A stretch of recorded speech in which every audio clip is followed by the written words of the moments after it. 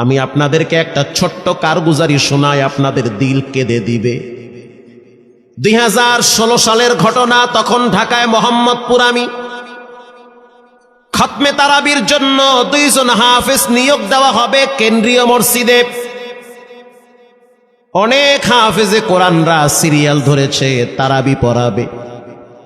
কার মনে না চায় এত বড় এক মসজিদে আমি যদি চান্স পাইতাম তো আমার কপালটা খুলে যেত। শুক্রবার দিন সবাই দরখাস্ত রাখলো, ইন্টারভিউ শুরু হয়ে গেল। পরের জুমায় অসংখ্য ছাত্রদেরকে দেখছি খতমে তারাবির জন্য ইন্টারভিউ সিরিয়াল দিয়েছে। ইন্টারভিউ বোর্ডের ভিতরে আমি ছিলাম। কয়েকজন হাফেজকে আমরা সিলেকশন করছি যে এদেরকে নেওয়া হবে। এদের তেলাওয়াত সুন্দর, পড়াও বড় মজার। আমরা কাগজগুলো এক জায়গায় জমা করছি। পরের জুমায় আমরা ঘোষণা দিয়ে দিব কোন মায়ের সন্তান চান্স পাবে। পরের জুমায় যখন জুমার নামাজের পর 3টার দিকে যখন আমরা বসে বসে ফলাফলগুলা দেখতেছি যে কাকে কত নাম্বার দেওয়া হয়েছে, দরওয়াজা লাগায় দিছি, জানলা লাগায় দিছি, এসি ছেড়ে দেওয়া হয়েছে, সব লাগানো, বাহির থেকে কিছুই দেখা যায় না। ইন দি মিন টাইমে মসজিদের বারান্দার দরওয়াজায় কে যেন নক করতেছে। খাদেম সাহেব আস্তে করে জালনা খুইলা উকি মাইরা দেখতেছে যে 2টা ছোট বাচ্চা বাহিরে দাঁড়িয়ে আছে, একেবারে অল্প বয়স। খাদেম প্রশ্ন করলো, তোমরা কারা, কেন আসছো? বলে, আমরা 2 জন আসছি খতমে তারাবির ইন্টারভিউ দেওয়ার জন্য। খাদেম সাহেব একবার পায়ের দিকে তাকায়, আবার জামার দিকে তাকায়, কারণ কথার সাথে বাহ্যিক সুরত মিলে না। অন্য অন্য ছাত্রদেরকে দেখছি কত উন্নত পোশাক পরে, গেট আপ কত সুন্দর করে ইন্টারভিউ দেওয়ার জন্য আসছে। আর এই 2 জনের দিকে তাকায় দেখলাম মনে হয় রাস্তায় ভিক্ষা করতে করতে আইছে। মানায় না, একেবারে গরিব। খাদেম বলল, ইন্টারভিউর ম্যাচ শেষ, চলে যাও বাড়িতে, নেওয়া হবে না। যাদের ব্যাপারে পরীক্ষা নেওয়া হয়েছে তাদের ব্যাপারে ঘোষণা দেওয়া হবে। বাচ্চা 2টা নাসরবান্দা বলতে আছে, আমাদের তো টাকা নাই যে আমরা ভাড়া দিয়ে এখানে আসব। বাবায় বড় কষ্ট করে 2-4টা টাকা জমা কইরা পকেটে দিয়া পাঠায় দিছে, এজন্য আসতে দেরি হয়েছে। খাদেমের বড় মায়া লাগছে, কারণ খাদেমও গরিবের সন্তান। ভিতরে গিয়া মুয়াজ্জিম সাহেবের বলতে আছে, ও ভাই, বাহিরে 2টা বাচ্চা দাঁড়ায় আছে, ওরা নাকি হাফেজে কোরআন, কিন্তু দেখলে তো মানায় না। মুয়াজ্জিম সাহেব ধমক দিয়া বলতে আছে, কোনো সুযোগ নাই, তাড়ায় দাও। খাদেম গিয়া ইমামের কানে কানে বলতে আছে, হুজুর, বাহিরে 2টা বাচ্চা দাঁড়িয়ে আছে, চেহারার ভিতরে এত মায়া, কিন্তু বাহ্যিক সুরত মিলে না, ওরা নাকি কোরআনের হাফেজ। পাশেই তো রহমানিয়ার মুহাদ্দিস সাহেব বসা আছে, তিনি বলতে আছে, কি ব্যাপার, ফিস ফিস করে আপনি কি বলতেছেন? বলে, হুজুর, বাহিরে 2টা বাচ্চা দাঁড়িয়ে আছে, তারা খতমে তারাবির ইন্টারভিউ দিতে চায়। মুহাদ্দিস সাহেব বলল, কোনো কথা নাই, আল্লাহর ঘরের দরওয়াজা খুলে দাও, এখানে কোনো পার্সিয়ালিটি চলবে না। আল্লাহর ঘরের দরওয়াজা সবার জন্য খুলে দেওয়া হবে, আসতে দাও, ভিতরে বসতে দাও। যদিও ওদেরকে দেখতে মানায় না, বংশগত তেমন মর্যাদা নাই, ভিতরে আল্লাহর কোরআন থাকার কারণে আমাদের উপরে ওয়াজিব হয়ে গেছে তাদেরকে সম্মান করা। কোন দিক থেকে মানায় না, কিন্তু ভিতরে আল্লাহর কোরআন আছে, এজন্য তাদের মর্যাদা অনেক বেশি।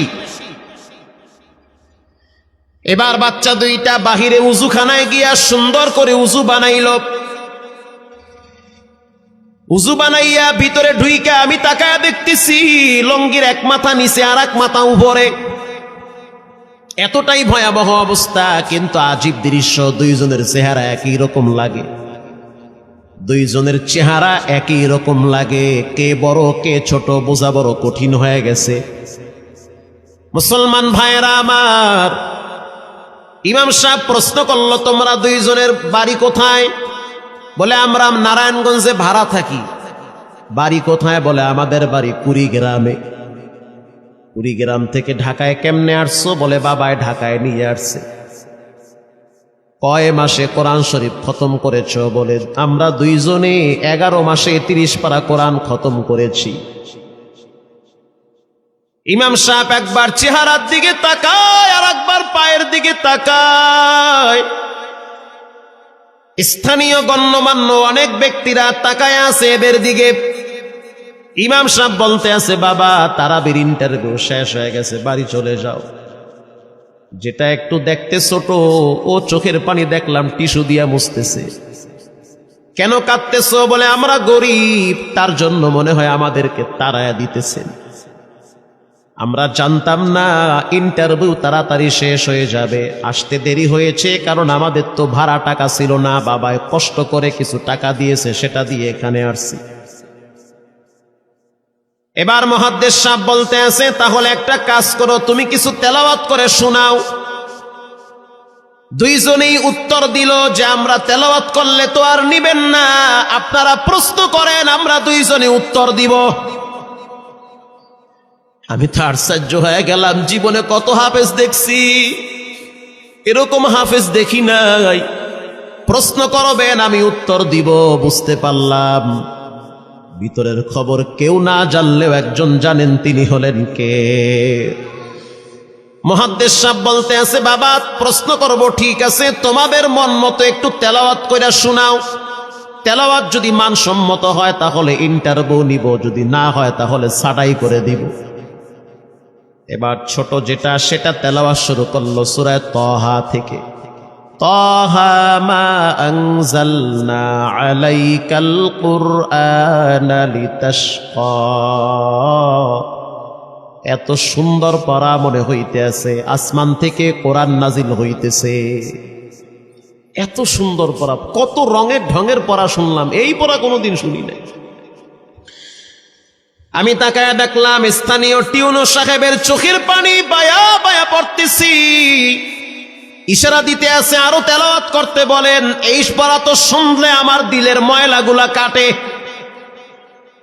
আল্লাহর ঘরে যখন গেছি বাইতুল্লাহ ফজরের টাইমে ইমাম সাহেব তেলাওয়াত করলে যেমন মনে হয়, মনে হইতে আছে ওই কোরআনের আওয়াজটা এখন এই মসজিদে বাজতেছে। ছোট বাচ্চাটা তেলাওয়াত করলো, বড় সন্তানটাও তেলাওয়াত করলো। এবার যারা হাফেজ সাহেব ছিল তারা প্রশ্ন শুরু করলো। যেখান থেকে প্রশ্ন করে পৃষ্ঠা ঠেকায়া দেয়, একটা জায়গায়ও আটকাইতে পারে না। এমনকি বাচ্চা দুইটা এটাও বলেছে, যদি আপনাদের যদি ধৈর্য থাকে তো আমরা দুইজনে পুরা 30 পারা এখানে এক দাঁড়ানে পড়ায়া দিব। আশা করি একটাও বাঁচবে না। এত সুন্দর পড়াশোনার পরে মোতাওয়াল্লি সাহেব বলল, সব বাদ, আমার কাছে এই দুইজনই পছন্দ হয়েছে। এই দুইজন রে মোতাওয়াল্লি সাহেব দাঁড়াইতে পারে না, হুইল চেয়ারে বসে থাকে, কাছে ডাইকা বুকের সাথে জড়ায়া ধরছে আর বলতে আছে, আল্লাহ এমন একটা সন্তান যদি আমার থাকতো জীবনটা ধন্য হয়ে যেত। আমার মৃত্যুর পরে একটু হইল তেরা কোরআন তেলাওয়াত করতে পারত। নিয়োগ হয়ে গেল, তারাবি শুরু হয়ে গেছে। মোহাম্মদপুর থানায় গিয়ে খবর নিয়ে দেখেন অনেক পুলিশরা এই বাচ্চার পিছনে দাঁড়ায় দাঁড়ায় নামাজ পড়ে চোখের পানি ছেড়ে কেঁদেছে। শুধু তাই নয়, অনেক হিন্দু মহিলারা পর্যন্ত রাস্তায় হাঁটার সময় তেলাওয়াতের আওয়াজে দাঁড়ায় দাঁড়ায় কোরআন শ্রবণ করেছে। শুধু তাই নয়, অনেক বড় বড় ডাকাত, মাস্তান, সন্ত্রাস, কিশোর গ্যাংয়েরা পর্যন্ত দাঁড়ায় দাঁড়ায় কোরআনের আওয়াজ শুনেছে। 17ই রমজান দেশে বদর দিবস, হাজার হাজার মুসল্লি দাঁড়িয়ে আছি। ইমাম সাহেব জানে না যে এরা দুইজনে আপন মায়ের পেটের ভাই হয়, এটা ইমামের জানা নাই। দুইজনে তারাবি চলতে আছে, চমৎকার পড়া, পিছনে শত শত মাওলানা মুফতি দাঁড়ায় থাকে। মনে হইতেছে তেলাওয়াতের আওয়াজে আর এক জগতে হারিয়ে যায়, এত সুন্দর পড়া। তারাবি শেষ হয়ে গেল, মুসাফা শুরু হয়ে গেল। বাচ্চা দুইটারে কেউ বুকের সাথে জড়ায়, কেউ কপালে চুমা দেয়, বলে আল্লাহর কোরআনকে চুমা দেই। হাজার হাজার মানুষ যখন আস্তে আস্তে নামাজ শেষ করে চলে গেল, একেবারে মসজিদের পিছনে বারান্দার পরে আরো একটা বারান্দা থাকে, ওই বারান্দায় এক লোক বসে বসে গামছা দিয়া চোখের পানি মুছতেছে। কিছুক্ষণ পরে লোকটা দেওয়ালের সাথে কপালটা ঠেকায় দিয়া একেবারে অস্থির হয়ে গেল, মনে হচ্ছে তার ভিতরে কাঁপুনি শুরু হয়ে গেছে। কিছু মুসল্লি গিয়া প্রশ্ন করলো, কি হয়েছে আপনার? বলে আমার কিছুই হয় নাই। টাকা লাগবে? বলে না, টাকা লাগবে না। তাহলে আপনি কেন এখানে কাঁদতেছেন? বলে আমি এমনি কাঁদতেছি, এটা কষ্টের কান্না না, এটা খুশির কান্না। এটা কষ্টের কান্না না, এটা খুশির কান্না, আনন্দর কান্না। আল বুকা মিনাল ফারাহ, অতি সুখে মানুষ কখনো কখনো কেঁদে দেয়, চোখের পানি ছেড়ে দেয়। ইমাম সাহেব বলল, পিছনে কে? লোকটা তাকে সামনে নিয়ে আসে। এবার লোকটাকে যখন কিছু দূর সামনে আনা হইল, ওই বাচ্চা দুইটা মসজিদের ভিতর থেকে দৌড় মাইরা গিয়া বলতে আছে, এই লোকটা আমার আব্বা, ইনি আমার আব্বা হয়। ধমক দিবেন না, রাগ করবেন না। আমার আব্বা ঢাকা শহরে রিক্সা চালায়, রিক্সা চালায় চালায় আমাদের দুইটা ভাইরে কোরআনের হাফেজ বানাইছে। ইমাম সাহেব ধমক দিয়ে বলতে আছে, আপনি কেন দেরি করলেন? আগে কেন আসলেন না? রিক্সাওয়ালা বলতে আছে, আমি যদি আগে আসতাম আর যদি পরিচয় দিতাম আমি রিক্সাওয়ালা, হয়তো আমার বাচ্চা দুইটারে মানুষ খোটা দিবে যে রিক্সাওয়ালার পোলা। এজন্য আমি আসি নাই। দূর থেকে নামাজে কোরআন তেলাওয়াত শুইলা আবার আস্তে করে দূরে চলে যাই। মাঝে মাঝে বাচ্চা দুইটার সাথে দূর থেকে আইসা দেখা করি। এটাই হলো কোরআনের বরকত। পরে শুনতে পারলাম এই বাচ্চা দুইটার মাও নাকি গাড়ি অ্যাক্সিডেন্টে মারা গেছে, লাশ পড়ে আছে সেই কুড়িগ্রামে। একটা ছেলের নাম জুবায়ের আর একটার নাম হলো তালহা। রিক্সাওয়ালা বলতে আছে, আমার আফসোস নাই, কষ্ট হলো এক জায়গায়, সেটা হলো ঈদের সময় বাচ্চাগুলা তো বাড়িতে যাবে, বাড়িতে যাওয়ার পরে দেখবে ওদের মায়ের লাশ কবরে পড়ে আছে, ডানে বামে মাটি, সামনে পিছনে মাটি, মাটির ঘর, অন্ধকার কবরে মা ঘুমায়। ঈদের দিন এমন কোন দরদি নাই যে আমার বাচ্চাগুলারে সান্ত্বনা দিবে। গত ঈদেও দেখছি বাচ্চা দুইটা মায়ের কবরের পাশে দাঁড়ায় দাঁড়ায় লম্বা টাইম কেঁদেছিল। আমাদের ঘরে কোনো ঈদ নাই। রিক্সাওয়ালাকে সান্ত্বনা দেওয়া হইল, নসিব আপনার ভালো, কপাল খুলে গেছে। দুইটা সন্তান হীরার টুকরা এমন ভাবে তৈরি করেছেন, মনে হইতে আছে জিন্দা কোরআন হাঁটতেছে। এজন্য সন্তানগুলাকে দিনদার বানান, ঠকবেন না। বর্তমান জমানায় মানুষ বড় স্বার্থপর। একমাত্র কলিজার টুকরা মা বাবার জন্য যেই দোয়াটা করে ওটা অন্য কেউ সহজে করতে চায় না। কথা ঠিক না বা ঠিক? সন্তানগুলারে দিনদার বানান, নেককার বানান, আল্লাহওয়ালা বানান। আল্লাহ পাক বলেন, যারা কোরআন পড়ে, নামাজ পড়ে, আল্লাহর রাস্তায় দান করে, তারা হলো সফল ব্যবসায়ী। এখানে এমন মানুষ বসা আছেন যে নিজের হাতে নিজের মায়ের কবরে রাখছেন, নিজের হাত দিয়া নিজের আব্বারে কবরে ফালায়া রাখছেন। ঘরে গিয়া দেখবেন মায়ের বিছানাটা খালি। যেই বিছানায় মা ঘুমাইতো সেই বিছানাটা এখন অসহায়ের মতো পড়ে আছে। বাবায় যেই বিছানায় শেষ বয়সে বসে বসে কোরআন তেলাওয়াত করতো সেই বিছানাটা পড়ে আছে। এখন আর কেউ বলে না, বাজান তুই কেমন আছো? এই কথাগুলা মা বাবার মুখ থেকে সবচেয়ে বেশি বের হইতো। মা বাবার জন্য এখন চাইলেও তো কিছু করতে পারেন না। আজকে যদি আপনার মা বাবা থাকতো, খাওয়ানো লাগতো, চিকিৎসা করার লাগতো, অসুস্থ মাকে নিয়ে ভোলা মেডিকেলে যাওয়া লাগতো, অসুস্থ আব্বারে নিয়ে লঞ্চে করে ঢাকা মেডিকেলে যাওয়া লাগতো। এখন মাও নাই, বাবাও নাই, টাকা আছে, চাইলেও খরচ করতে পারেন না। সহজ একটা রাস্তা বের করে দেই, এর চেয়ে সুবর্ণ সুযোগ আপনি পাবেন কোথায়? আব্বারে তো থাকলে খাওয়াইতেন ভাত, না তো আর করতে পারতেন না। আমি আপনাদেরকে একটা ছোট্ট কারগুজারি শোনাই, আপনাদের দিল কেঁদে দিবে। 2016 সালের ঘটনা। তখন ঢাকায় মোহাম্মদপুর আমি খতমে তারাবির জন্য 2 জন হাফেজ নিয়োগ দেওয়া হবে কেন্দ্রীয় মসজিদে। অনেক হাফেজে কোরআনরা সিরিয়াল ধরেছে, তারাবি পড়াবে। কার মনে না চায় এত বড় এক মসজিদে আমি যদি চান্স পাইতাম তো আমার কপালটা খুলে যেত। শুক্রবার দিন সবাই দরখাস্ত রাখলো, ইন্টারভিউ শুরু হয়ে গেল। পরের জুমায় অসংখ্য ছাত্রদেরকে দেখছি খতমে তারাবির জন্য ইন্টারভিউ সিরিয়াল দিয়েছে। ইন্টারভিউ বোর্ডের ভিতরে আমি ছিলাম। কয়েকজন হাফেজকে আমরা সিলেকশন করছি যে এদেরকে নেওয়া হবে। এদের তেলাওয়াত সুন্দর, পড়াও বড় মজার। আমরা কাগজগুলো এক জায়গায় জমা করছি। পরের জুমায় আমরা ঘোষণা দিয়ে দিব কোন মায়ের সন্তান চান্স পাবে। পরের জুমায় যখন জুমার নামাজের পর 3টার দিকে যখন আমরা বসে বসে ফলাফলগুলা দেখতেছি যে কাকে কত নাম্বার দেওয়া হয়েছে, দরওয়াজা লাগায় দিছি, জানলা লাগায় দিছি, এসি ছেড়ে দেওয়া হয়েছে, সব লাগানো, বাহির থেকে কিছুই দেখা যায় না। ইন দি মিন টাইমে মসজিদের বারান্দার দরওয়াজায় কে যেন নক করতেছে। খাদেম সাহেব আস্তে করে জালনা খুইলা উকি মাইরা দেখতেছে যে 2টা ছোট বাচ্চা বাহিরে দাঁড়িয়ে আছে, একেবারে অল্প বয়স। খাদেম প্রশ্ন করলো, তোমরা কারা, কেন আসছো? বলে, আমরা 2 জন আসছি খতমে তারাবির ইন্টারভিউ দেওয়ার জন্য। খাদেম সাহেব একবার পায়ের দিকে তাকায়, আবার জামার দিকে তাকায়, কারণ কথার সাথে বাহ্যিক সুরত মিলে না। অন্য অন্য ছাত্রদেরকে দেখছি কত উন্নত পোশাক পরে, গেট আপ কত সুন্দর করে ইন্টারভিউ দেওয়ার জন্য আসছে। আর এই 2 জনের দিকে তাকায় দেখলাম মনে হয় রাস্তায় ভিক্ষা করতে করতে আইছে, মানায় না, একেবারে গরিব। খাদেম বলল, ইন্টারভিউর ম্যাচ শেষ, চলে যাও বাড়িতে, নেওয়া হবে না। যাদের ব্যাপারে পরীক্ষা নেওয়া হয়েছে তাদের ব্যাপারে ঘোষণা দেওয়া হবে। বাচ্চা 2টা নাসরবান্দা বলতে আছে, আমাদের তো টাকা নাই যে আমরা ভাড়া দিয়ে এখানে আসব।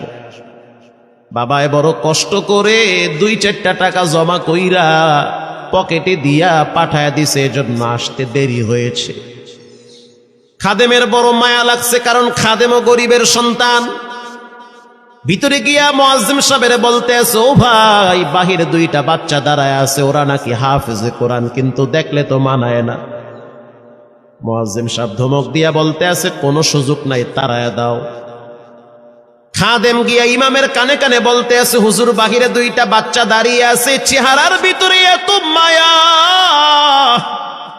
কিন্তু বাহ্যিক সুরত মিলে না, ওরা নাকি কোরআনের হাফেজ। পাশেই তো রহমানিয়ার মুহাদ্দিস সাহেব বসা আছে, তিনি বলতে আছে, কি ব্যাপার, ফিস ফিস করে আপনি কি বলতেছেন? বলে, হুজুর, বাহিরে 2টা বাচ্চা দাঁড়িয়ে আছে, তারা খতমে তারাবির ইন্টারভিউ দিতে চায়। মুহাদ্দিস সাহেব বলল, কোনো কথা নাই, আল্লাহর ঘরের দরওয়াজা খুলে দাও, এখানে কোনো পার্সিয়ালিটি চলবে না। আল্লাহর ঘরের দরওয়াজা সবার জন্য খুলে দেওয়া হবে, আসতে দাও, ভিতরে বসতে দাও।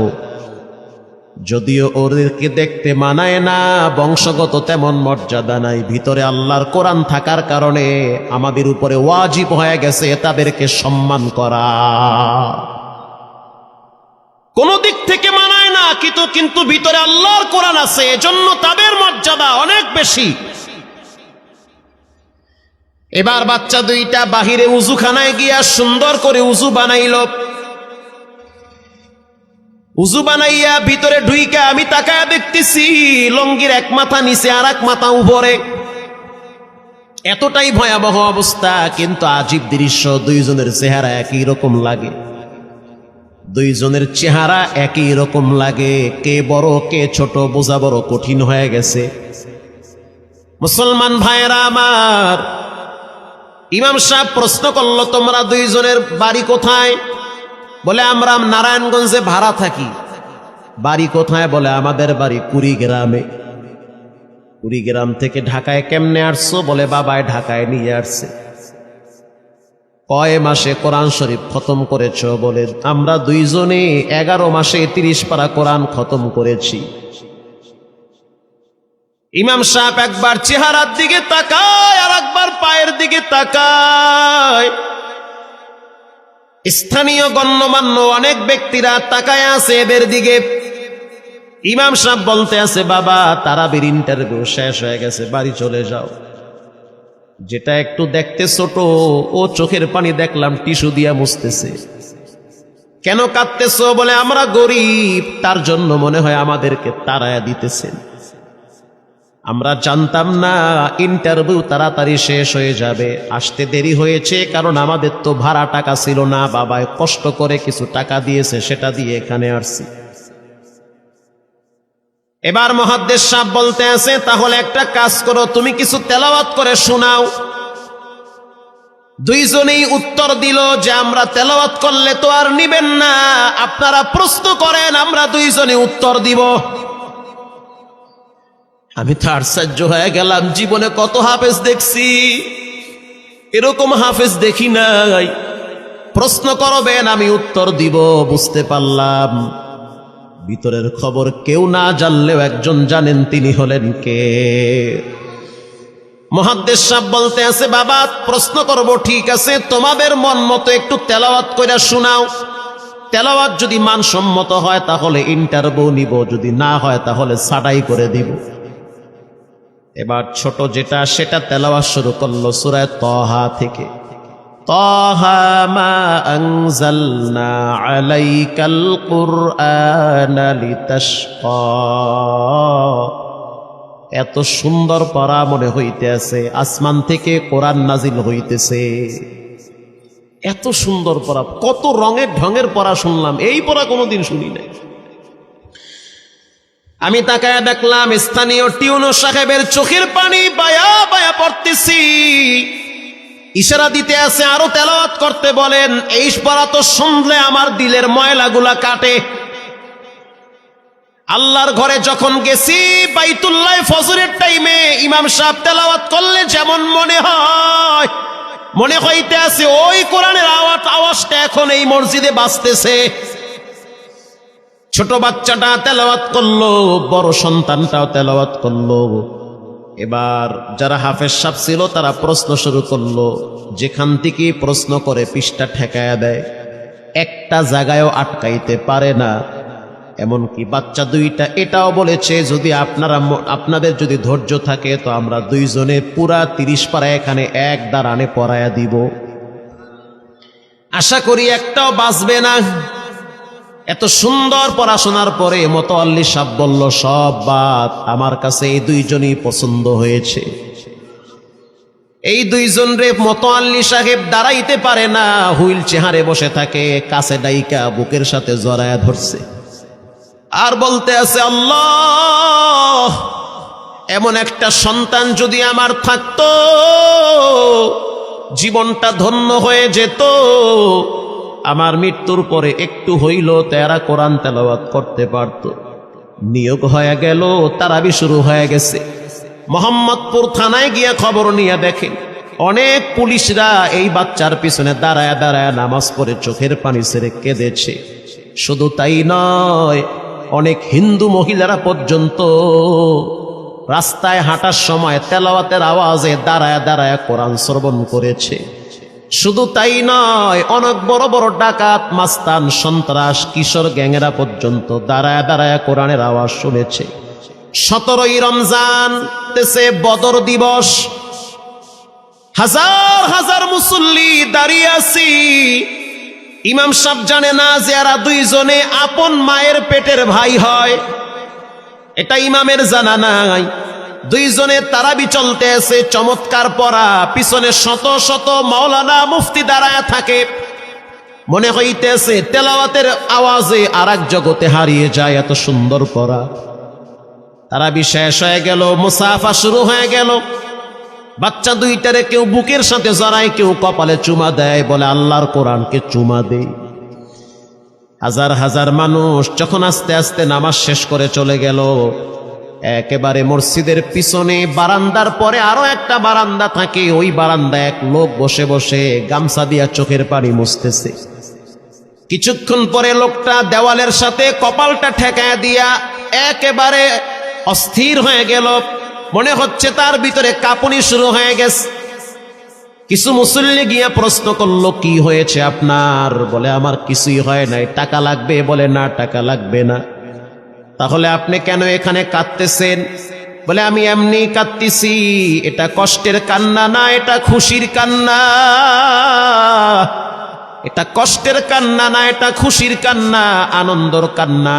আল বুকাউ মিনাল ফারাহ, অতি সুখে মানুষ কখনো কখনো কেঁদে দেয়, চোখের পানি ছেড়ে দেয়। ইমাম সাহেব বলল, পিছনে কে? লোকটা তাকে সামনে নিয়ে আসে। এবার লোকটাকে যখন কিছু দূর সামনে আনা হইল, ওই বাচ্চা দুইটা মসজিদের ভিতর থেকে দৌড় মাইরা গিয়া বলতে আছে, এই লোকটা আমার আব্বা, ইনি আমার আব্বা হয়। ধমক দিবেন না, রাগ করবেন না। আমার আব্বা ঢাকা শহরে রিক্সা চালায়, রিক্সা চালায় চালায় আমাদের দুইটা ভাইরে কোরআনের হাফেজ বানাইছে। ইমাম সাহেব ধমক দিয়ে বলতে আছে, আপনি কেন দেরি করলেন? আগে কেন আসলেন না? রিক্সাওয়ালা বলতে আছে, আমি যদি আগে আসতাম আর যদি পরিচয় দিতাম আমি রিক্সাওয়ালা, হয়তো আমার বাচ্চা দুইটারে মানুষ খোটা দিবে যে রিক্সাওয়ালার পোলা। এজন্য আমি আসি নাই। দূর থেকে নামাজে কোরআন তেলাওয়াত শুইনা আবার আস্তে করে দূরে চলে যাই। মাঝে মাঝে বাচ্চা দুইটার সাথে দূর থেকে আইসা দেখা করি। এটাই